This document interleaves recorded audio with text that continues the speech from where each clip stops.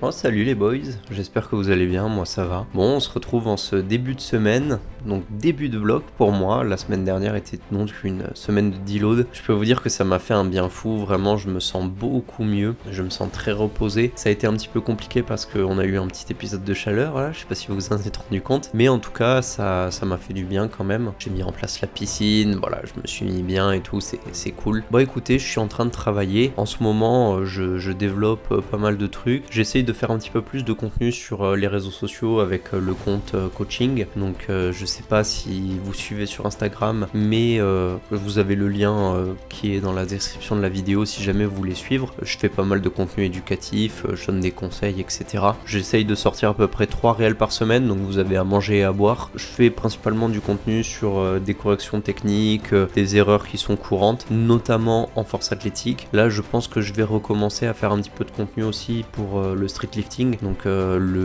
pour muscle up, traction dips. On va voir, tout n'est pas encore tourné. Là j'ai à peu près 3 semaines de contenu tourné en avance, donc là vous voyez, je vais attaquer le montage dans pas longtemps. Ce matin j'ai tourné un ou deux petits trucs en me levant pour la sortie de mon album, parce que je pense que vous êtes au courant, je suis musicien aussi et je suis en train de sortir mon deuxième album. Là j'ai une campagne Ulule pour le financement participatif pour en fait financer le pressage CD de l'album. Donc là on a atteint le premier palier de 350 € en quelques jours, c'est génial, je suis vraiment content. Là il y a le deuxième palier de 800 €. Là on est à 450, je pense qu'on va y arriver, ce serait vraiment très très cool. D'ailleurs si jamais ça vous intéresse, je peux vous glisser le lien Ulule dans la description.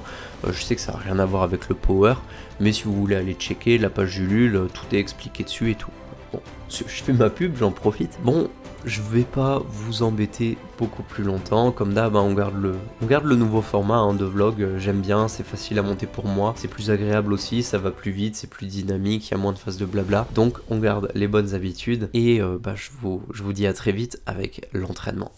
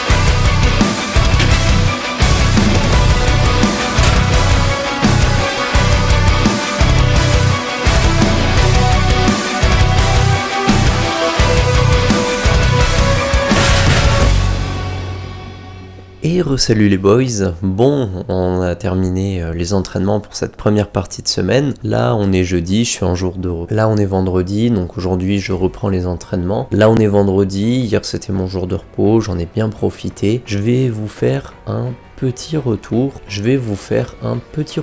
sur ce début de blog, sur mes ressentis, sur comment je me sens physiquement, et le conseil du jour portera en fait sur un truc que j'ai appris du blog précédent et que je veux vous partager, qui me semble assez important. Donc avant le conseil, je vous donne quand même mon petit feedback. Écoutez, ce début de blog est incroyable en termes de ressenti, en termes de sensations. J'avais jamais eu des sensations comme ça, vraiment c'est incroyable. Déjà physiquement parlant, parlant, j'ai des retours de mes entraînements qui sont incroyables. J'ai des courbatures alors que je n'avais jamais de courbatures avant, j'ai des courbatures au pec, j'ai des courbatures aux ischios, j'ai des courbatures aux fessiers. Vraiment, je sens qu'il y a beaucoup de courbatures, mais vous voyez, c'est pas de la courbature en mode fatigue parce qu'il y a eu trop de répétitions. On n'est pas sur de la courbature en mode méchante. Je sais pas comment expliquer, mais vous voyez cette différence entre la courbature de quand vous en avez fait beaucoup trop, que vous êtes vraiment allé au bout, que vous êtes fatigué et tout, et la bonne courbature, celle que vous ressentez après un effort que vous n'avez pas forcément l'habitude de faire et vous sentez que c'est en train de construire. Ben là, c'est un peu ça,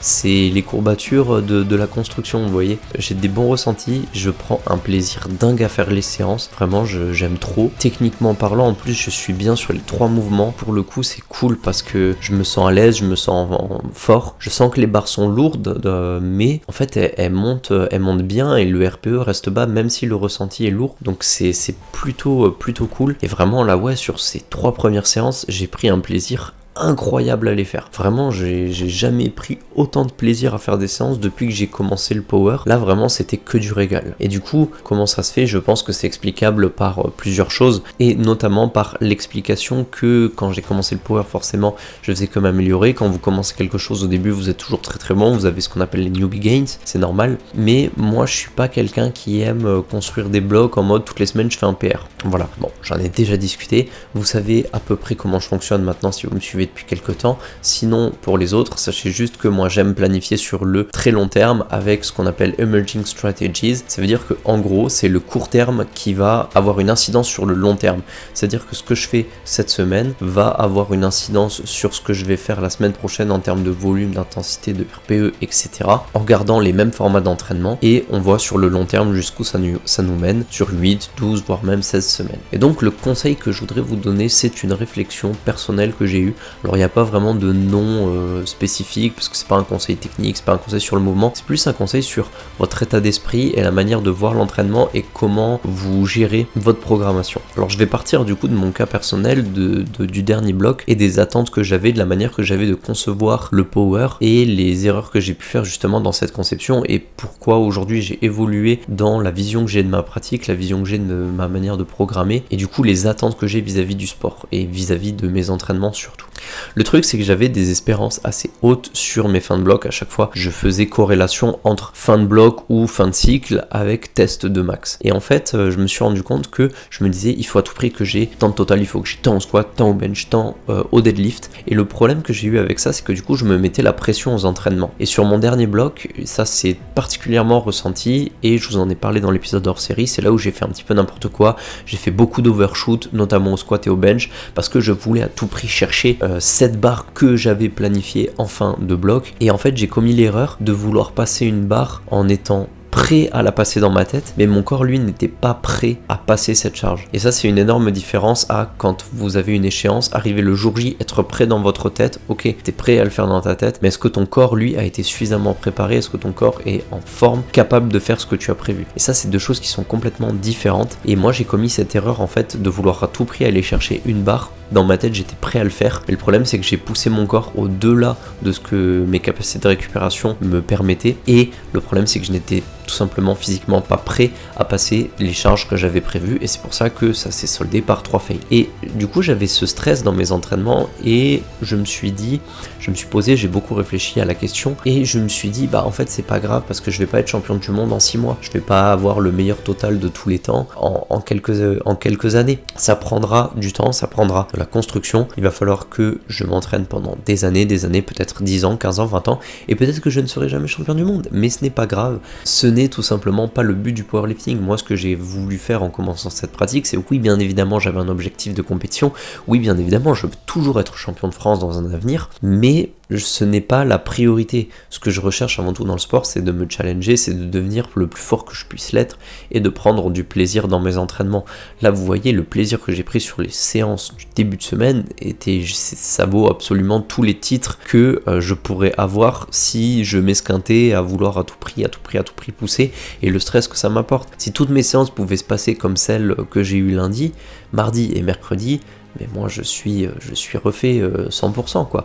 Donc c'est un conseil que je voulais vous partager, voilà, c'est bien d'avoir des objectifs, c'est bien d'avoir des attentes, mais ne vous dites pas je vais arriver tel jour et faire telle charge et être prêt dans votre tête mais n'être pas prêt physiquement. En fait maintenant je vois la chose un peu différemment et c'est comme ça que j'ai conçu ce blog aussi. J'ai gardé le même format, à peu de choses près j'ai gardé le même format, mais je me suis permis quelques modifications et notamment dans la conception que j'ai de mon blog et du coup dans comment je vais appliquer Emerging Strategies sur les semaines à venir, tout simplement en me disant ok cette semaine j'ai fait ça, la semaine prochaine on va repartir sur quelque chose de similaire, peut-être un peu plus élevé, on va voir, et c'est ce que je vais faire qui va vraiment conditionner jusqu'où je vais arriver. C'est-à-dire qu'avant je faisais Emerging Strategies, donc c'était ce que je faisais maintenant qui va conditionner ce que je dois faire plus tard, mais j'avais aussi cette attente de à la fin je dois être capable de faire tant, donc j'avais cette dualité entre ok cette semaine j'ai fait ça, ça veut dire que la semaine prochaine je peux faire ça pour me rapprocher d'un idéal.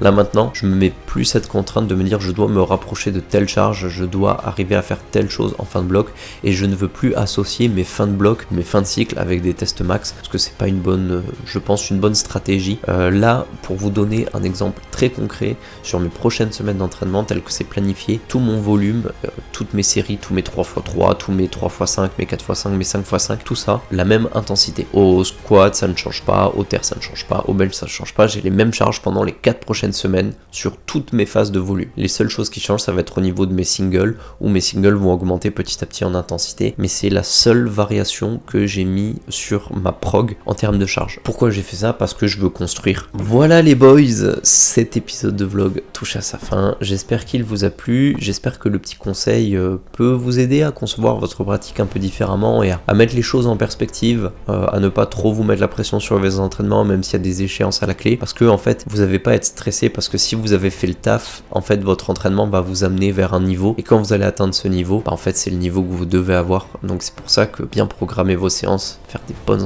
bons entraînements, c'est primordial. Et voilà.